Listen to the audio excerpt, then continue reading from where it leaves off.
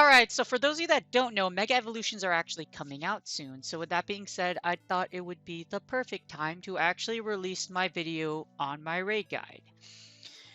So if for those of you that do watch me on Twitch, or if you want your Megas, go to my Twitch channel when I'm streaming because we are going to hunt these down. Now what this video is the ultimate guide on how I range raids and has proven to be one of the most, probably the most effective system to do raids with your Twitch chat.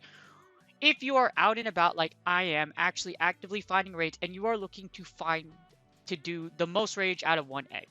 On average, you could probably do 10 plus raids per egg depending on if you use the strategy I'm using, you can get over 10 raids per egg, 10 groups per egg. Alright, so the system requirements are pretty much it's honestly not that bad. Now, you do need a sizable Twitch audience, that's one of the requirements. You do need regular experienced raiders that are in your chat. I have a few in my chat. If you look to the right, Karan, Omandera, XO, those are regular raiders in my chat that are level 40 with good counters. So you need experienced raiders in chat that are that know what they're doing and actually have raided before and can actually kill the raid boss without your supervision. Number 2, you need an extra device or notepad for organization. This is important, especially for organizing groups manually. You will see, when you see my example, you'll see that I'm actually using a second device to take a look at chat. Actually, I'm using 3 devices. I use a second device to read my Twitch chat, and I use a third device to where it's basically like a touchpad to where I can organize groups. And also, you need excellent organization and leadership skills. This is going to be very chaotic. Your chat is going to explode. You're going to have a lot of people posting their codes, etc. That's why it says excellent mods are optional.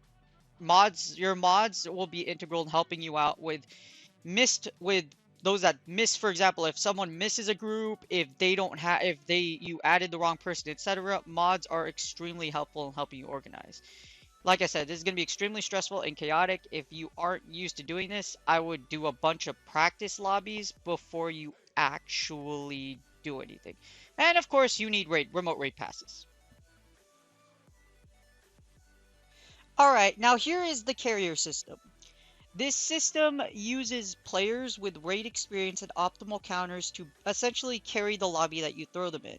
So these players are really good. If you throw them with 5 other players that are like level 20 through 30, they can do enough damage so that you can finish the raid. I always say this, you can't finish the raid if you can't beat the raid anyways. So, I mean, you can't catch the Pokemon if you can't beat the raid boss anyways. So, in this case, as you see right here, I have my carrier is going to be Karan, and then Karan is level 40 with optimal counters, and he is going to carry the rest of the group over here. As you see, I leave and make sure everybody's in the lobby, because I forgot someone. And like I said, I have one carrier doing this because Rayquaza can be duoed. Since Rayquaza can be duoed, I can send in 2 people that are level 40, and then the other 3 can be individuals that are lower. So now I don't have to worry about the raid because I know it's going to be beat. As you see here, Bowler and Karan are going to be my carriers. Rowan, Toxic, and General Fader are going to be the carried. So you have 2 carriers and 3 carried. Since Rayquaza can be duoed, I can just send in the 2 individuals, Karan and Bowler, to help carry the group and not have to worry about the lobby. In other words, without me being in there, they can complete the raid. So as you see there, 1 person finally gets in. Now I can effectively lead the raid as soon as I see 6 people. So as you see here on the example to the right, I'll be doing this again just to show you. As you see here, there they are. There's Bowler, there's Carrier, there's Caterpillar. Now, Fader and Toxic Caterpillar are decently leveled, but with Bowler and Karan in here, I can just lead the raid as soon as I see all 6 people. As you see, we're at 5 right now. We're just waiting for one last person. But this is what the carrier system is. High-level players are carrying the players below them so that they can effectively finish the raid. Now I can just leave. And there you go. The lobby is complete. Now I don't have to worry about the raid being completed because I know Bowler and I know Karan, since they're both level 40 with optimal counters like Mammoth, etc. I don't have to worry about the raid. All right, so here's an example of a raid lobby. So here you see everyone's already getting into the lobby. Now that I see 6 people, I'm going to back out. So that's completed group. So here's how it works. You see I have a lot of people on my friends list. I'm going to remove everyone that's on my friends list. That's step one. Create friend space room. After that, talk to your chat and then coordinate with them and tell them, hey, I'm about to add you. Once you tell your chat, hey, I'm about to add you, it usually gets their attention. So you want to get people that are in your chat that are going to respond as fast as possible so that you can get lobbies in as quickly as you can. If you have someone that responds in chat, then that normally means they're ready to actually, as you see here, Synthol, Monkey, Momster were ready. They told me in chat, hey, we're ready, and they were talking in chat. You want your chat to talk. Yes, it's going to have spam and it's going to just be absolute chaos. However, if you are constantly talking to your chat, they know you're communicating with them. For this, communication is key, and in order to get groups in really quickly, you need to communicate very effectively with not just your carriers, but also the ones that need to be carried. Delegate most of your communication to your carriers. Your carriers are the ones you need to complete this raid. Once you have 2 of your carriers, for example, for Rayquaza, I'm pulling 2 carriers. Once I pull 2 carriers for this lobby, which is Epic Woods and Synthol, then I can effectively just worry about plugging in 3 other people that need to be carried with them, whether they communicated or not. So if you happen to skip over someone, this is why I don't recommend you use a queue. A queue takes too long, and if someone in the queue isn't available, then that means the next person in the queue, if they're not available either, then you wasted about 10-20 seconds or more trying to delegate 2 people that are no longer in your chat or aren't paying attention at the time.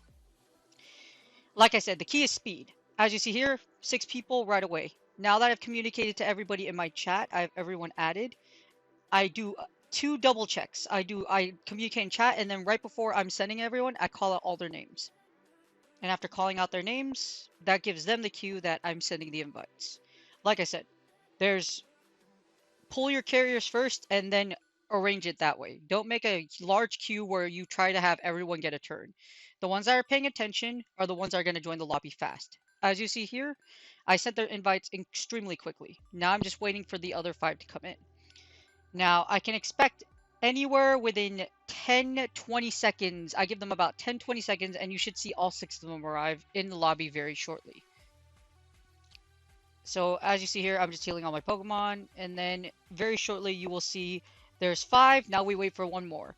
What I'll usually do, oh, there's 6. See, you see the 6? There you go. 1 lobby completed, just like that. In less than about a minute or 2, we got a lobby. So as you see here, that's exactly what you want to do. You want to pull in really quickly, and then you just delete. So step one, get all the invites. Step 2, delegate, communicate, and make sure you have everyone paying attention and that they're ready. Step 3, send out your invites. Step 4, once you see 6, back out. If you have a really good chat and you have really good trust and communication with your chat and your carriers, you can even dip out at 5. So what I mean by dip out at 5 is you could actually leave when there's 5 people in the group, and then one of your carriers can tell you if the 6th person makes it. This is what I call the sixth. Because the 6th, yes, it's 6 with you, but the 6th person is the last person waiting for an invite. And then you just restart the process over and over again.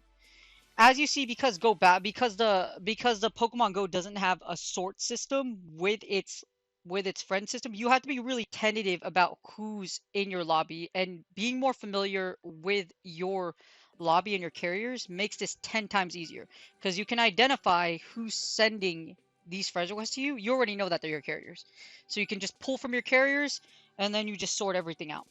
As you see, it's very you heavily rely on communication. Mods are incredibly helpful for doing this type of raid or this type of group system, because your mods are able to help you if you miss anything, or if you can't find their names, then you know where to find them, and you know that they're active. Usually what I'll do as a tip is I will call what I call carrier roll call. So all my carriers that already know what the word carrier means, they're going to talk in chat. Now, when you go to a new egg and they talk in chat, then you already know your carriers are paying attention or which carriers are there. Your most important individuals to complete raids are your carriers. Without your carriers, you cannot quickly insert lobbies and quickly organize raids. Your carriers are very important. So make sure you appreciate your carriers, appreciate your mods, and appreciate even the regulars, even the little guy, even the one that doesn't essentially carry and is the one getting carried, but they're really tentative. And as you see, they go in the lobby really quickly. And they, see how quickly this lobby is? That they're make sure you thank them because like I said, the ones that are do pay attention make this go really fast and you can get as many groups as you can in over and over again. Once you get a good rhythm of how to get things done and you can identify your carriers, then you can rapidly just put lobbies together over and over again. And then your carriers will know, and then yeah, your carriers will know, hey, we did this raid already, or hi, I can help you. As you see, Link's one of my carriers, Pecan's one of my carriers, Oma's one of my carriers, Dan's one of my carriers, Sportsnet's one of my carriers. I can already identify my carriers, even though it's not in order. Lovey's one of my carriers. The fact that I'm familiar with my audience and I trust my audience and they know I'm paying attention as long as they're tentative, the more trust you build with your Twitch audience and the more carriers you get, the more the more lobbies you can organize, and then the more raids you can actually do for the community. Alright, if you guys have any questions, please drop a comment below, but thank you for watching. I hope this really does help you create your own system or inspire you to create your own system, your own carrier system and community, and to do raids regularly, not just for you, but for the random viewer that hops in your Twitch chat. Again, if you guys have any questions, please just comment below. Otherwise, I hope you guys have a great day, and I really hope you guys start getting your own communities put together so that you guys can help out the Pokemon Go community too. You guys have a great day.